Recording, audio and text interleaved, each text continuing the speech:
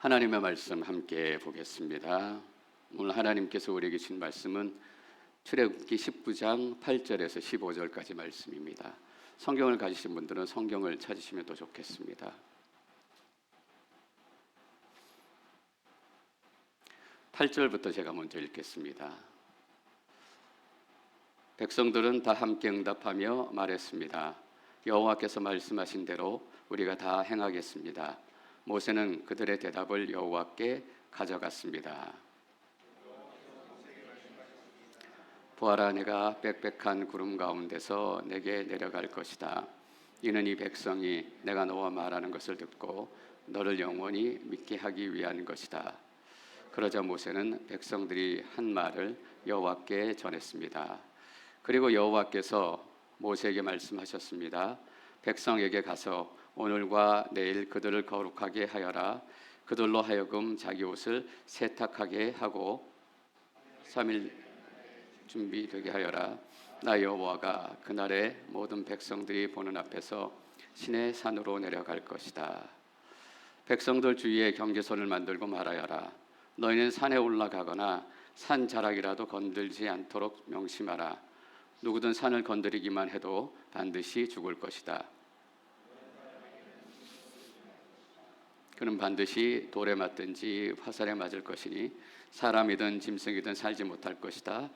나팔이 길게 울리면 그때에는 산에 올라가도 될 것이다. 모세는 산에서 내려가 백성들에게 이르러 그들을 거룩하게 했고 백성들은 자기 옷을 세탁했습니다. 그러고 나서 모세는 백성들에게 말했습니다. 셋째 날에는 준비가 다 돼 있어야 한다. 아내를 가까이 하지 말라. 지난주에 저희는 모세가 드디어 시내산에 도착해서 하나님을 만나러 시내산의 약속을 지키기 위해 올라가는 장면을 함께 나눴습니다. 하나님은 모세를 만나시고 이스라엘 백성들에게 주실 말씀을 모세를 통해서 주셨습니다. 하나님의 말씀을 받고 또 이스라엘에게 그 말씀을 풀어놓았다라고 우리 번역에서는 얘기를 하고 있습니다. 그 풀어놓은 말씀에 대한 반응과 결단과 백성들의 헌신의 마음을 가지고 다시 하나님께 올라갑니다. 시내산에 도착해서 총 7번 모세가 시내산으로 올라갑니다. 그 중에 19장에 3번의 모세의 등정이 나와요. 그만큼 중요한 장면들이 많기 때문일지도 모르겠습니다. 8절 말씀 같이 다시 한번 읽겠습니다. 8절 시작. 다 함께 응답하며 말했습니다. 여호와께서 말씀하신 대로 우리가 다 행하겠습니다. 모세는 그들의 대답을 여호와께 가져갔습니다. 지난주 저희는 제사장이 어떤 사람인가, 제사장 나라가 된다라는 것은 어떤 의미인가, 또 이 시대에 하나님께서 베드로를 통해서 교회를 향해 너희는 왕 같은 제사장이다라고 선포하셨는데 그 의미는 무엇인가 저희가 함께 나눴습니다. 사실 조금 어려운 부분들도 있었을지 모르겠습니다. 근데 오늘 모세의 모습을 보면 제사장이 이런 것이구나라는 것을 저희가 쉽게 알 수 있어요. 제사장이 하는 역할은 이것입니다. 하나님의 말씀을 받아서 백성들 앞에 내려오고 그 말씀을 듣는 백성들의 반응과 헌신과 그 삶을 들고 다시 하나님께로 올라가는 것입니다. 하나님 앞에 섰고 동시에 세상을 향해 서는 것이 교회이고 우리들의 모습이어야 합니다. 전 여러분들에게 설교를 시작하면서 한 가지 질문을 던지고 싶습니다. 그렇다면 여러분들이 지난주에 제사장답게 사셨습니까? 하나님의 말씀을 주일날 받고 세상 속으로 나아가시고 삶 속으로 들어가셔서 그 말씀을 세상 속에서 펼쳐 보이셨습니까? 사람들은 더 이상 우리의 입을 주목하지 않습니다. 우리의 몸을 보기를 원하고 우리의 삶을 보기를 원해요. 그래서 우리가 어떻게 행동하는지, 어떻게 걷고 어떻게 먹고 어떻게 마시는지가 여러분이 생각하는 것 이상으로 중요합니다. 샌디에고 온누리 교회에 다니는 샌디에고 온누리 교회 성도가 다른 사람들과 식사할 때 어떻게 식사를 하는가, 돈을 먼저 내는가, 아니면 돈 낼 때가 되면 화장실로 숨는가, 자동차를 탈 때, 자동차를 내릴 때 모든 과정이 제사장의 역할을 선포하는 것입니다. 목회자로서의 제 마음은 여러분들이 지난 한 주의 삶을 통해 하나님께서 샌디에고 온누리교회에 주신 제사장의 사명을 여러분들이 잘 감당하셨으리라라는 소망과 기대를 갖습니다. 그런 기대가 변한 것은 아니겠죠. 예, 그래서 이스라엘 백성들의 헌신과 결단을 가지고 하나님께 올라갑니다. 그때 하나님께서 다시 모세에게 이 말씀을 주시기 시작하십니다. 9절 말씀 계속 읽습니다. 9절 시작.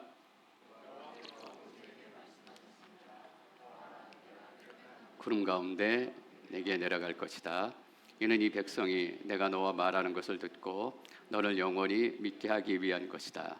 그러자 모세는 백성들이 한 말을 여호와께 전했습니다. 하나님께서 모세에게 이런 말씀하세요. 빽빽한 구름 가운데 내가 너희들에게 내려갈 것이다. 여러분, 빽빽한 구름 가운데라는 말은 무슨 뜻입니까?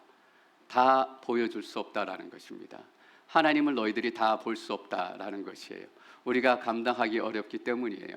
우리는 이런 예를 들어서 태양 앞에 서 있는 한 물체를 얘기합니다. 태양 앞에 어떤 한 물체가 살아서 타지 않으려면 멀리 있거나 태양을 가려야 합니다. 태양의 빛이 그대로 비추어지면 그 물체는 무엇이 됐든 다 녹아질 수밖에 없어요. 그만큼 태양의 열은 강렬하고 뜨겁기 때문입니다. 하나님의 영광을 그렇게 생각하시면 됩니다. 하나님의 영광은 그만큼 강렬하고 뜨겁기 때문에 어떠한 존재도 하나님의 영광 앞에 온전히 설 수 없습니다. 우리가 하나님의 영광을 허락해 주십시오. 지금 찬양도 했고 기도도 했습니다. 우리는 그 기도가 얼마나 엄청난 것인지 깨닫고 또 조심하고 준비하기도 해야 합니다. 우리가 하나님의 영광을 경험하면 우리 삶 가운데는 우리의 삶이 이전 모습대로 그대로 남아 있을 수 없기 때문이에요. 그래서 부름 기둥과 불 기둥 가운데 하나님께서 함께 하셨어요. 직접 드러날 수 없기 때문에. 여러분, 우리가 여기서 한 가지 깨달아야 되는 것이 있습니다. 우리는 하나님을 다 알고 싶어 합니다. 그러나 하나님이 계시해 주는 만큼만 알아야 하는 것도 또한 사실입니다. 계시라는 것이 어떤 뜻입니까? 열어준다라는 것입니다. 하나님께서 이 말씀을 통해서 열어주시는 것만큼만 충분해도 우리가 하나님을 알 수 있습니다. 우리의 상상으로 우리의 생각으로 하나님을 만들지 말아야 해요. 하나님께서 이스라엘 백성들에게 돌을 깎아서 하나님의 형상을 만들지 말라라고 했습니다. 왜? 이스라엘 백성들이 힘들어할까 봐, 아니면 하나님의 마음에 흡족할 정도로 명품이 나오지 못할까 봐? 그렇지 않습니다. 이스라엘 백성들이 자기의 생각대로 형상을 만들어 놓고 자기의 상상대로 하나님을 상상할까 봐 걱정이 됐기 때문이에요. 사랑하는 성도 여러분, 우리 안에는 우리가 만들어 놓은 하나님이 있어요. 오늘 이 시간 하나님의 말씀을 경고의 말씀으로 여러분들이 들으시기를 소망합니다. 우리가 만들어 놓은 하나님은 깨지고 하나님께서 보여주시는 만큼의 하나님만 우리 가운데 있어야 하는 거예요. 빽빽한 구름 가운데 내가 내려갈 것이다. 왜냐하면 이는 이 백성이 내가 너와 말하는 것을 듣고 너를 모세를 영원히 믿게 하기 위함이다. 모세를 영원히 믿게 하기 위함이다 라고 말씀하셨습니다. 이때 모세를 믿는다라고 하는 것은 당연히 우리가 예수님을 믿는 것처럼 그렇게 모세를 믿는다라는 뜻은 아닙니다. 모세가 지금부터 하게 될 말을 이스라엘 백성들이 믿어야 된다라는 뜻입니다. 그래도 이스라엘 백성들이 꽤 나름대로 모세의 말을 믿고 따라왔어요. 때는 물이 없거나 음식이 없을 때 모세에게 대들고 항변하기는 했지만 모세가 가자 그러면 가고 모세가 건너자 그러면 건너고 또 모세가 멈추자 그러면 멈추었어요. 웬만큼의 헌신과 순종이 있었다고요. 근데 하나님께서는 특별하게 구별해서 얘기하세요. 지금부터 너를 통해서 전해지는 이 말씀, 하나님의 마음은 이스라엘 백성들이 꼭 듣고 꼭 기억해야 되고 꼭 믿어야 한다라는 뜻입니다. 그만큼 중요한 일이 벌어질 것이라 라는 예고이기도 합니다. 우리가 지난주 말씀을 나누면서 사실 중요한 단어 하나를 그냥 지나갔습니다. 언약이라는 단어예요. 우리가 5절 말씀을 다시 한번 읽겠습니다. 5절입니다. 시작. 내 언약을 지키면 너희는 모든 민족들 가운데 특별한 내 보물이 될 것이다. 온 땅이 다 내 것이다. 내게 온전히 순종하고 내 언약을 지키면, 이스라엘 백성들을 향해서 하나님께서 출애굽기에 내 언약을 지켜라 라고 얘기하신 것이 처음 등장하는 장면입니다. 사실 이 장면에 어떤 언약을 말씀하시는 것인가 이스라엘 백성들은 몰랐을 거예요.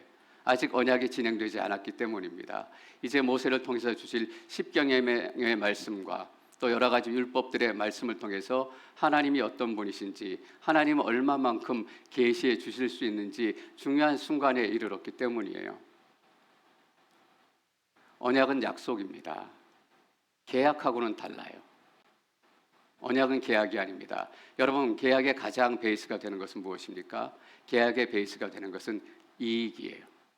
그래서 계약서는 대체로 이렇게 작성이 되어 있습니다. 이 집을 누가 사고 누가 팔고, 얼마에 사고 팔고, 망가진 거라지는 언제 고쳐줄 것이며, 다 벗겨진 페인트는 언제 칠해줄 것이며, 만약에 계약을 어기시는 얼마의 벌금을 낼 것이며, 이런 이야기들이 기록이 되어 있어요. 이익이 기본이 되기 때문이에요. 그래서 이익이 되지 않으면 계약은 성사가 되지 않습니다. 근데 언약은 어떤 것인가? 언약은 결혼과 비슷한 거예요. 여러분, 어떤 한 부부, 젊은 부부의 결혼 서약서, 결혼 어약서를 한번 읽어봐 드릴까요? 이렇게 결혼 서약서를 아내에게 얘기했더라고요. 신랑 될 사람이 얘기해 준 것입니다. 언제나 밝고 싱그러운 아내에게 단 하루라도 그늘이 지지 않도록 매일같이 웃음꽃을 선물하겠습니다. 흥이 많은 아내가 뜬금없이 몸을 흔들어 제껴도 당황하지 않고 장단에 맞춰 춤을 추겠습니다. 맛있는 게 세상에서 제일 중요한 아내를 위해 꼭 몇 끼 맛있는 식사를 준비하겠습니다. 걱정이 많은 아내에게 해결책을 제시하기보다는 공감해주는 남편이 되겠습니다. 남의 편이 아닌 평생 기댈 수 있는 아내 편이 되겠습니다. 웃음 가득한 당신의 눈 속에 별처럼 박혀 평생 반짝거리며 살겠습니다. 여러분, 이게 언약서이고 서약서예요. 계약서하고는 달라요. 이 언약 안에는 어떤 이익과 어떤 물물 교환 이런 것들이 기록되어 있지 않습니다. 이 언약 안에서 우리가 볼 수 있는 것은 무엇입니까? 사랑이고 희생이고 섬김이고 포기예요. 하나님께서 이스라엘 백성들에게 언약하시겠다라는 것은 이것입니다. 내가 사랑하고 포기하고 섬기고 희생하겠다라는 것입니다. 계약의 베이스는 이익이지만 하나님 주신 언약의 베이스는 헤세드예요. 하나님의 사랑입니다. 그래서 계약과 언약은 비슷한 말 같지만 완전히 다릅니다. 여러분, 잘 한번 생각해 보십시오. 하나님께서 이 언약을 맺고 결혼식을 시작하시면서 이스라엘 백성들에게 십계명과 율법들을 주실 것입니다. 근데 하나님께서는 이미 아셨지 않았겠어요? 이스라엘 백성들이 십계명 또 율법들을 다 지키지 못할 것이다. 그들이 지금은 건성으로 대답해서가 아니라 열심히 진지하게 무게 있게 지키겠습니다라고 얘기했지만 이스라엘 백성들이 얼마나 약하고 또 얼마나 제대로 되지 않았던 것을 알기에 하나님께서 이 언약을 시작하시면서 벌써 그들이 이 언약을 어길 거를 아셨어요. 어떤 집주인이 렌트 계약을 맺습니다. 딱 보니까 이 렌트로 들어올 사람이 한 달 지나면 재정이 딸려가지고 렌트비를 못 낼 사람 같아요. 성격을 보니까 두세 달 지나면 안 내고도 그냥 버티고 그냥 안 나간다고 버틸 것 같아요. 그런 낌새가 보이면 계약은 맺혀지지가 않습니다. 집주인은 다른 사람과 계약하기 위해서 다른 사람에게 찾아가요. 근데 하나님께서는 아셨어요. 한 달 지나면 렌트비 잘 안 되고 두 달, 1년 지나면 렌트비 안 내겠다고 땡깡을 부리면서까지 버틸 것이다. 이스라엘 백성들이 아셨지만 하나님께서는 결혼식을 멈추지 않으셨습니다. 하나님께서는 계속해서 언약을 맺기를 원하셨어요. 제가 이 얘기를 왜 장황하게 하는 줄 아세요? 우리가 믿는 하나님이 바로 그런 하나님이다라는 것을 여러분에게 소개하고 싶기 때문이에요. 우리는 계속해서 십계명과 율법과 많은 규칙들에 대해서 나누게 될 것입니다. 근데 이 하나님의 마음을 모르면 그 규칙들과 율법을 들을 때마다 우리의 마음은 무거워지고 우리의 인생은 힘들어질 수밖에 없습니다. 아닙니다. 하나님께서는 너희가 이 율법을 가지고 살다가 문제가 생기고 사고가 생기고 어려운 일이 생기면 내가 책임지겠다. 내가 감당하겠다. 내가 그 손해를 다 물어주겠다라는 마음으로 시작한 거예요. 그래서 저희가 신해산 언약을 시작하면서 지난주에 뭐부터 나눴습니까? 하나님의 규칙과 율법에 대해서 먼저 나누지 않았습니다. 우리가 하나님의 축복에 대해서 먼저 나눴어요. 너희는 내게 특별한 보물이 될 것이고 제사장 나라가 될 것이고 거룩한 민족이 될 것이다. 사랑하는 성도 여러분, 하나님께서는 여러분들에게 복 주시기를 원하시는 하나님이에요. 모세의 입술을 통해서 전해진 이 언약의 말씀 구절구절이 얼마나 하나님의 간절한 마음이고 사랑이 담겨 있으면 하나님께서 내려가서 너와 만나서 얘기하는 것을 이스라엘 백성들에게 보여주겠다. 그리고 결혼식을 하겠다라고 얘기합니다. 여러분, 결혼식에는 특별한 옷을 입습니다. 신랑은 턱시도를 입고 신부는 드레스를 입습니다. 왜냐하면 그날은 결혼식이기 때문에. 평소에도 좋은 옷 사주고 좋은 옷 입습니다. 평소에도 연인끼리 사랑을 고백합니다. 그런데 결혼식 날 신부에게 바치는 결혼서약, 남편에게 바치는 결혼서약은 그 어떤 때의 사랑의 고백보다 더 중요해요. 물론 신랑 신부가 결혼하고 매일 턱시도와 매일 웨딩드레스를 입고 살지 않습니다. 그런데 턱시도를 입었던 그 마음, 웨딩드레스를 입었던 그 마음은 평생 두 사람이 살아가면서 가지고 살아가야 될 마음이에요. 하나님께서 이스라엘 백성들하고 결혼식을 하기에 앞서서 이스라엘 백성들에게 턱시도와 웨딩드레스를 준비해서 입어라라 라고 말씀하십니다. 그것이 9절 말씀이에요. 9절 함께 읽습니다. 9절 시작.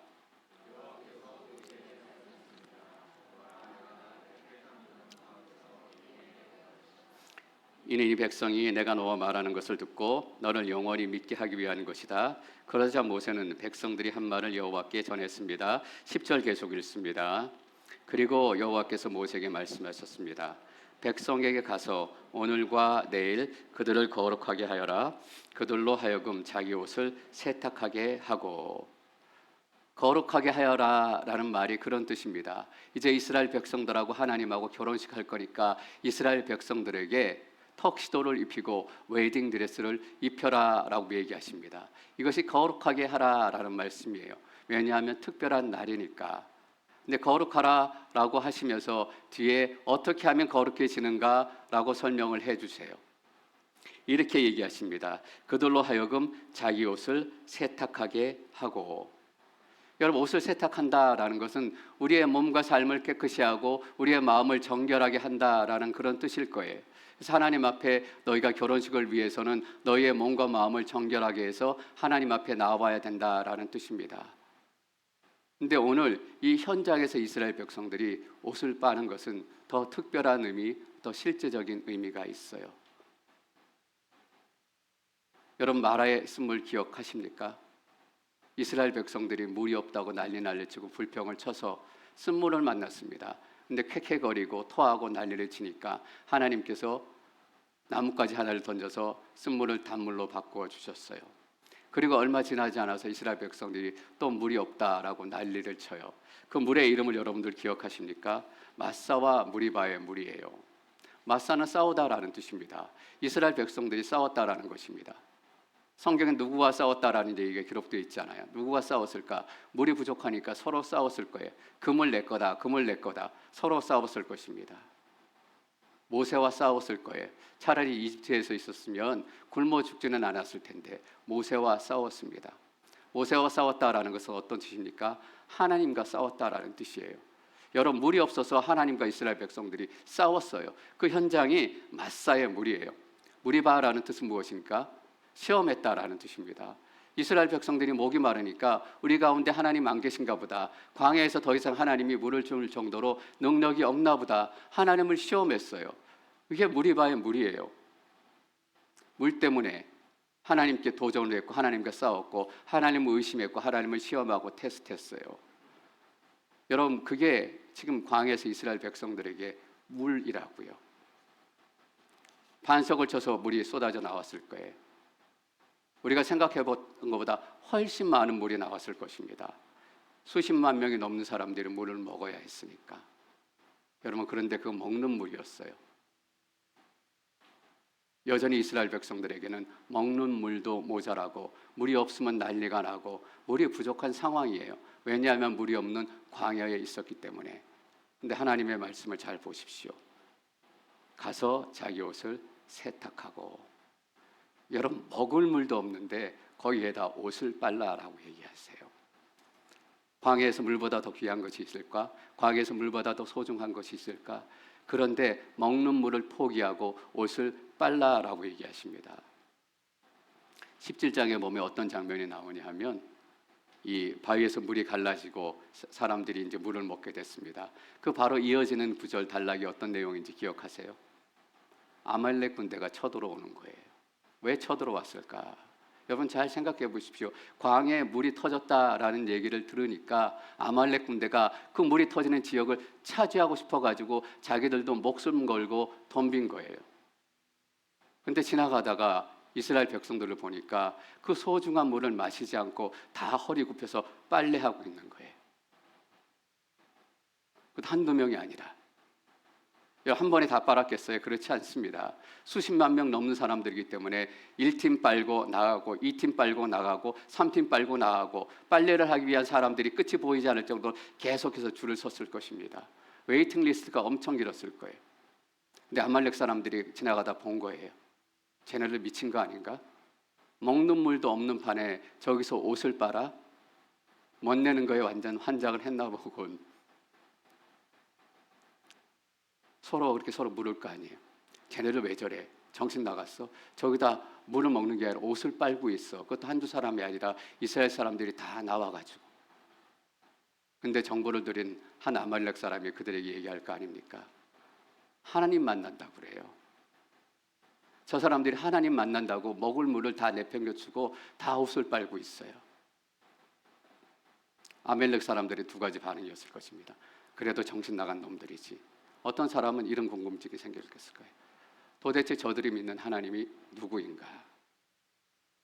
하나님이 저들에게 도대체 무엇을 하셨고 어떻게 지키셨고 어떤 약속을 하셨고 어떻게 인도해 오셨기에 이 광야에서 그들이 마실 물도 포기하고 옷을 빨고 하나님을 기다릴 정도로 하나님이 어떤 하나님인가라는 궁금증이 생기지 않겠어요? 여러분, 거룩하게 한다라는 말은 무슨 뜻입니까? 구별된다라는 말이에요. 다르다라는 뜻입니다. 아말렉 사람들이 이스라엘 백성들 보고 다르다라고 생각했을 거예요. 구별된다라고 생각했을 것입니다. 저들은 물을 마시지 않고 빨래를 하는 사람들이네. 여러분, 지난 한 주 어떻게 지내셨습니까? 이스라엘 백성들에게 광야에서 물보다 더 값어치 있고 소중한 것이 무엇이었습니까? 돈이 중요하고 출세가 중요하고 또 자식이 중요하고, 그러나 그 어떤 것이 광야에서 물보다 더 중요한 것 같지 않아요. 근데 이스라엘 백성들은 하나님을 만나기 위해서 먹는 물을 포기했습니다. 여러분, 우리 여기서 배워야 되는 것은 무엇입니까? 거룩이라는 것은 종교적인 언어가 아니다라는 뜻입니다. 거룩이라는 것은 삶의 언어예요. 우리가 어떻게 사느냐라는 문제입니다. 우리가 어떻게 교회에 와서 어떤 모양으로 예배하고 찬양하고 어떤 곡을 부르고 어떻게 앉아있느냐, 이것이 거룩이 아니라 우리가 세상으로 나아가서 실제 어떻게 다르게 살아가느냐라는 것이 거룩이에요. 우리는 거룩을 너무 높이 띄워놓고 봅니다. 거룩은 무엇인가? 우리가 물을 마시고 마시지 않고, 이것이 거룩을 결정하는 것이고, 우리가 먹고 마시고 입는 모든 것이 거룩을 결정하는 것입니다. 여러분, 한국도 그렇고 지금 미국도 그렇고 주식들이 많이 올라서 주식 얘기 많이 하는 분들이 많더라고요. 이게 나쁜 거 아닙니다. 또 하나님께 주신 귀한 물질을 또 하나님께서 건전한 방법을 통해서 또 부를 창출하게 하시고 이익을 나게 하시고 뭐 좋은 방법이에요. 그러나 거룩하게 사는 하나님의 사람들은 주식 투자할 때도 다른 거죠. 이 주식 사봐, 한 달이면 3배가 오를 거야. 근데 거룩한 사람들은 그 주식 안 사요. 왜냐하면 그 주식이 안 오를까 봐가 아니라 그 주식이 무기를 만드는 회사이기 때문이에요. 그 주식이 사람들에게 중독시키고 사람들이 중독되면 어렵게 만드는 그 약들을 만들어내는 회사이기 때문이에요. 그 회사가 사람들을 폭력적으로 몰고 가는 회사이기 때문이에요. 그 회사가 반성경적이고 반기독교적인 회사이기 때문이에요. 그래서 2배가 3배 확실히 올라가지만 그 모든 것들을 다 포기하는 거예요. 마치 이스라엘 백성들에게 마실 물을 포기하고 하나님의 임재를 구하고 하나님 앞에 나아갔던 것처럼 때로는 그것들도 포기하고 멍청하게 왜 그렇게 몇 배나 오르는 주식을 포기해? 여러분, 우리는 포기해야 돼요. 그것이 거룩이에요. 하나님께서 옷을 세탁해라 라고 말씀하셨습니다. 여러분 혹시나 오해하지 마십시오. 주식 투자하지 말라라는 뜻이 아닙니다. 그러나 기독교인들은 주식 투자도 그렇게 한다라는 뜻입니다. 그러면 사람들이 뭐라고 생각하겠어요? 저 사람은 달라. 저 사람들은 특별해. 왜 그런데? 옆에서 누가 얘기할 거 아닙니까? 샌디에고 온누리교회 다닌대. 거룩은 여러분의 삶을 통해서 드러나게 되어 있습니다. 무엇을 먹는가? 식당에서 즐겁게 얘기하고 즐겁게 떠들고, 그러나 샌디에고 온누리교회 여러분들은 다른 사람들에게 방해가 되지 않게 조용하게, 다 떠드는데 왜 저 테이블만 조용하게 소곤소곤 얘기하지? 샌디에고 온누리교회 교회인이래. 여러분, 그것이 거룩이에요. 하나님께서 일상의 가장 중요한 것들도 내려놓고 너희가 하나님 만날 수 있느냐라고 묻는 거예요. 여러분 잘 기억하십시오. 출애굽기, 민수기, 광야의 시간에 어느 구절에도 이스라엘 백성들이 목이 말라 죽었다라는 기록 없습니다. 하나님께서 이스라엘 백성들을 목마르게 하기 위해서 이런 명령 주시는 것 아닙니다. 하나님보다 더 중요한 것이 없고 하나님 앞에 모든 것을 내려놓을 수 있는 그 믿음과 순종, 이것이 여러분들에게 거룩되시기를 축원합니다. 여러분에게 한 가지 당부와 또 부탁을 드리겠습니다. 여러분 다음 한 주 동안 지내시면서 이스라엘 백성들이 광야에서 만났던 물만큼 더 귀한 어떤 것들을 여러분들이 갖게 될지도 모르겠어요. 근데 하나님께서 말씀하시면 하나님 때문에 그것들도 포기할 수 있는 거룩한 삶이 여러분 가운데 시작되기를 축원합니다. 삶으로 살아내는 것입니다. 그리고 이렇게 얘기하십니다. 11절 12절입니다. 11절 12절 시작. 옛날에 준비되게 하여라. 나 여호와가 그날의 모든 백성들이 보는 앞에서 시내산으로 내려갈 것이다. 백성들 주위에 경계선을 만들고 말하여라. 너희는 산에 올라가거나 산자락이라도 건들지 않도록 명심하라. 누구든 산을 건드리기만 해도 반드시 죽을 것이다. 거룩은 무엇입니까? 하나님이 그어주신 경계선을 지키는 것입니다. 하나님이 주신 경계선은 무엇이에요? 하나님은 창조주이시고 우리는 피조물입니다. 하나님은 복 주시는 분이시고 우리는 복을 받는 분입니다. 근데 이 시대는 어떤 시대가 됐습니까? 하나님이 경계를 정하는 것이 아니라 사람들이 경계를 정하는 시대가 됐습니다. 예수는 교회 가서만 믿어. 예수는 집에서만 믿어. 기도는 적당히 해. 예배도 적당히 해. 우리끼리 스스로 경계를 정해놓고 그것이 마치 거룩한 경계선인가 착각을 하고 지낼 때가 많습니다. 사랑하는 성도 여러분, 오늘 말씀 잘 보십시오. 경계는 누가 정하셨어요? 하나님께서 정하셨습니다. 이 경계선의 목적은 무엇이에요? 여러분 또 한번 생각해 보십시오. 산자락 밑에다 하나님께서 경계를 치시고 거기에 닿는 누구마다 죽게 될 것이다 라고 말씀을 하셨습니다.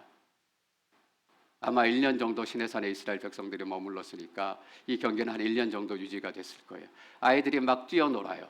근데 아이들이 그 근처에 가면 엄마가 가갖고 덥석 잡지 않겠습니까? 저 경계선은 닿으면 안 된다. 저 경계선에 닿으면 큰일 난다. 저기는 근처도 가지 않도록 조심해라 라고 엄마가 애들을 만날 때마다 붙잡고 신신당부하지 않겠습니까? 가족 중에 또 교육하고 또 교육하고. 그럼 아이들이 물어볼 거예요. 엄마 아빠 왜 저기는 만지면 안 돼? 엄마 아빠가 대답할 것입니다. 저기는 하나님이 계신 곳이야. 여러분 경계선의 목적은 무엇이에요? 계속해서 하나님을 기억하도록 하는 거예요. 끊임없이 하나님이 생각나도록 하는 거예요. 하나님께서 에덴 동산에 경계선을 주셨습니다. 너희가 다 먹어도 좋으나 동산 중앙에 있는 선악과는 먹지 말라라고 말씀하셨습니다. 경계를 주셨어요. 그 선악과를 볼 때마다 이 경계를 생각하기를 원하셨어요. 내가 하나님이고 너희는 피조물이고 내가 왕이고 너희는 왕의 대리자이고. 제가 회사 다닐 때 상사나 또 사장님이 출장이나 휴가 갈 때가 있었습니다. 그럴 때 사장님이 휴가 가면서 그 다음에 차석자에게 결제할 거 있으면 상무님이나 전무님이 결제해 주십시오 라고 그렇게 약속합니다. 그래서 결제 휴가 있는 동안에 결제 서류들이 올라오면 상무님과 전무님이 사장님 대신 사인해요. 한국에서 직장 생활을 해보신 분들은 알겠지만 예전에는 사인 앞에 전무님이 대신 사인하면 하나를 붙였어요. 한자로 대자라고 붙였습니다. 사장님 대신해서 사인한다라는 거예요. 근데 여러분 어떤 일은 위임을 주었지만 사장이 올 때까지 사인 못하고 기다리는 일들이 있어요. 너무나 중요한 일이기 때문에, 이것은 사장님만 할 수 있는 일이기 때문에 대차 타이틀 가지고는 사인할 수 없는 그런 일이 있다고요. 다 주는 것 같은데 한 가지 말은 지켜야 된다라고 말씀하셔서 에덴 동산에 선악과를 주신 거예요. 그저 아담이 선악을 아는 지식을 알게 될까 봐 두려워서? 여러분, 아닙니다. 그 선악과를 볼 때마다 하나님을 기억하는 게, 끊임없이 기억하는 거예요. 선악과를 따먹고 선악을 알게 돼서 아담과 하와가 소위 말하는 원죄를 시작했고 하나님의 심판을 받고 쫓겨났습니다. 선악을 알게 돼서. 여러분, 혹시 솔로몬이 하나님께 기도했던 기도를 기억하시는지 모르겠어요. 하나님께 기도하는데 하나님께서 나타나셨어요. 환상 중에 나타나셔서 그래, 내가 너에게 무엇을 해줄까라고 물으시니까 솔로몬이 뭐라고 대답했습니다. 뭐라고 대답했어요? 혹시 기억하세요? 선악을 구별할 수 있는 지혜를 주십시오. 여러분, 따먹지 말라라는 선악과 선악을 알게 하는 지식을 아담과 하와가 따먹었을 때는 그것이 죄가 됐어요. 그런데 솔로몬이 하나님께 선악을 알게 하는 지식을 주십시오 라고 얘기했을 때 하나님께서 뭐라고 얘기하셨냐면, 그 너의 요청이 좋아 보인다라고 얘기했습니다. 하나님께서 우리가 부자 되지 말라, 건강하지 말라, 잘 살지 말라라고 얘기하시는 것 아닙니다. 하나님의 경계 안에서 하나님의 축복으로 이루어지기를 원하시는 거예요. 하나님의 율법을 보고 하나님의 말씀을 듣고 또 하나님의 여러 가지 이야기를 들을 때마다 우리는 습관적으로 답답한 그런 마음이 들어요. 근데 제가 너무나 성경적에 좋아하는 말씀, 시편 기자는 시편 16편에서 이렇게 얘기를 했습니다. 시편 16편 말씀 읽습니다. 시작. 내게 아름다운 곳에 있으니 내가 정말 좋은 곳에 내 몫으로 받았습니다. 하나님께서 내게 주신 땅, 하나님께서 내 인생에 지어준 경계선. 이전 번역에는 이렇게 번역을 합니다. 내게 줄로 재어준 구역은 아름다운 곳에 있으며 나의 기업이 실로 아름답도다. 얼마나 아름다웠길래 이 시편 기자가 그 경계가 아름답다 아름답다라고 2번이나 노래했을까? 힘들고 어려운 삶을 이 시편 기자도 분명히 살았을 것입니다. 이스라엘에 많은 전쟁과 어려움이 있었어요. 세상의 여러 가지 상황들을 보니까 악이 득세하는 것 같고 하나님이 보이지 않는 것 같고 하나님은 아무것도 행하지 않는 것 같은 그런 시간을 지났는데, 시간을 지나고 자기가 살아온 하나님이 재어주신 그 구역을 보니까 너무 아름다운 인생이었고 너무 아름다운 구역이었다라는 것을 스스로 고백하게 되는 거예요. 사랑하는 성도 여러분, 지난주에 무슨 일이 안 되셔서 마음이 속상한 일이 있으셨어요? 돼야 될 것들이 안 돼서 마음이 어려운 일들이 일으셨고 또 우리의 자녀들이 생각만큼 되지 않아서 힘들고 어려운 시간을 보내셨어요? 여러분, 그러나 하나님 부여신 구역 안에서 하나님의 거룩함을 가지고 살아나게 되면 어느 순간 우리도 동일하게 이 시편 기자와 같이 고백하게 될 줄 믿습니다. 내게 줄로 재어준 구역, 하나님께서 내게 주어주신 경계, 넘어가지 못해서 지금은 너무나 답답하고 지금은 너무나 원망스럽고 속상하기 그지없지만 하나님의 시간을 지나고 나면 내게 줄로 재어준 구역은 아름다운 곳에 있으며 나의 기업이 실로 아름답도다. 하나님의 경계는 구속이 아닙니다. 하나님의 경계는 여러분의 인생 가운데 축복이고 은혜예요. 하나님은 계속해서 기억하게 할 것이며, 그래서 그 경계 때문에 하나님의 말씀대로 살아가는 그 마음이 여러분 가운데 시작이 될 것입니다. 그렇게 살았더니 때로는 광야의 물보다 더 귀한 것들을 포기하고 하나님을 만나고 하나님을 예배했더니 그 인생의 어느 시점에 돌아보니 내 인생에 너무나 아름다운 구역에 있었음을 보게 되는 것입니다. 일전에도 한번 말씀드렸지만 저희 교회를 위해서 기도할 때 늘 기도하는 기도 제목이 바로 이 말씀 붙들고 기도합니다. 하나님, 샌디에고 온누리 교회가 하나님이 재어주신 아름다운 구역에서 마음껏 예배하고 찬양할 수 있도록 도와주십시오. 그냥 우리의 인생 좁은 식교로 재어놓은 우리 인생의 그런 경계가 아니라 하나님이 줄로 재어준 아름다운 구역으로 마음껏 나아갈 수 있도록 도와주십시오. 우린 이제까지 여기에 갇혀 살아 있었습니다. 저는 이것이 여러분의 인생의 동일한 기도가 되기를 소망합니다. 아름다운 구역으로 나아가십시오. 그리고 하나님께서 또 한 번 절대 넘어서 안 될 경계선을 정해 주셨습니다. 그림을 한번 띄워봐 주시면 좋겠습니다. 여러분 잘 아시는 성소의 그림입니다. 광야에서는 성막이었고 다윗 시대 이후에는 성전이 됐습니다. 성막 안에는 아무도 들어갈 수 없어요. 성막 안에도 제물을 가지고 가는 사람 제사장밖에 들어갈 수 없었습니다. 그리고 성소 안에는 아무도 제물이든 뭐든 상관없이 제사장만 들어갈 수 있어요. 첫 번째 경계가 있었다고요. 제사장들이 들어가고, 두 번째 지성소 앞에 있는 경계가 하나님께서 지성소의 경계로 지어주신 경계선이에요. 저기 경계는 아무도 넘어갈 수 없어요. 대제사장도 1년에 한 번 이스라엘의 죄를 속죄하기 위해서 1년에 한 번 들어갈 수 있는 거예요. 하나님께 절대로 넘어오거나 만지거나 건드려서는 안 된다라고 경고하신 거예요. 사랑하는 성도 여러분, 저 경계선이 무너졌습니다. 언제 무너졌어요? 우리 마태복음 27장 말씀 함께 읽습니다. 27장 51절 시작. 바로 그때 성전 휘장이 위에서 아래까지 두 쪽으로 찢어졌습니다. 땅이 흔들리며 바위가 갈라졌습니다. 어느 순간인지 여러분 너무 잘 기억하실 것입니다. 예수님께서 우리의 인생의 죄와 저주와 죽음의 질고를 다 지고 십자가에 못 박혀 죽으시는 그 순간, 하나님께서 지어놓으신 마지막 경계가 찢어진 순간이에요. 저 휘장을 찢기 위해서 어떤 능력이 필요했던 것도 아닙니다. 우리가 더 힘을 기울여서 휘장을 찢어낸 것도 아니에요. 예수님이 십자가를 통해서 저 휘장이 위에서부터 아래로까지 두 쪽으로 찢어졌습니다.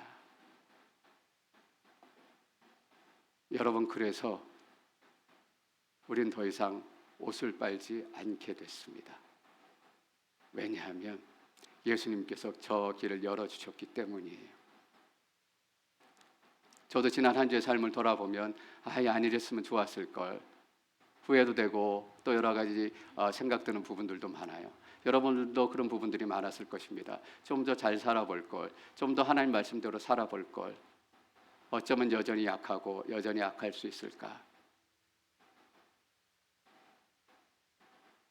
여러분, 그래도 이제 찢어진 휘장을 통해서 우리가 하나님을 만날 수 있게 됐습니다. 일부러 옷을 빨지 않아도, 일부러 특별한 일을 하지 않아도, 결혼식이라고 드레스 입고 턱시도 입지 않아도 있는 모습 그대로 여러분들 앞에 나와서 하나님을 만나시게 된 것입니다. 포기하지 말고 나오십시오. 11절 말씀 그대로 함께 읽습니다. 11절 시작. 3일째 되는 날에 준비되게 하여라. 나 여호와가 그날의 모든 백성들이 보는 앞에서 시내산으로 내려갈 것이다. 사실 19장의 가장 중요한 표현이 바로 이것입니다. 내가 시내산으로 내려갈 것이다. 여러분, 우리가 너무 지치고 힘이 들어서 기도할 힘조차 없을 때 하나님께서 그때 그래도 기도해라, 기도해라 그렇게 말씀하지 않으세요. 하나님께서 내려오세요. 우리가 무엇을 기도할 바를 알지 못할 때 우리 안에 계신 성령께서 탄식하며 우리를 위해서 대신 기도하시기 시작하신다고요. 우리가 올라갈 힘이 없을 때, 올라갈 능력이 없을 때 하나님께서 내려오셔서 우리 안에서 기도를 시작하시고, 우리가 우리의 능력으로 살아가는 것이 아니라 우리의 힘과 우리의 소망이 다 소진되었을 때 이제는 내가 사는 것이 아니라 내 안에 계신 예수 그리스도께서 사시는 것이라. 여러분, 이제 우리의 힘으로 사는 것이 아니라 예수의 힘으로 우리가 살게 되었습니다. 하나님께서 내려오신 거예요. 우리 보러 올라오라고 말씀하지 않으세요. 왜? 이제 휘장이 찢어졌기 때문에 우리는 이 모습 이대로. 여러분, 설교의 대가 찰스 스펄전 목사님을 여러분 너무나 잘 아실 것입니다. 교회를 다니다가 실족을 했어요.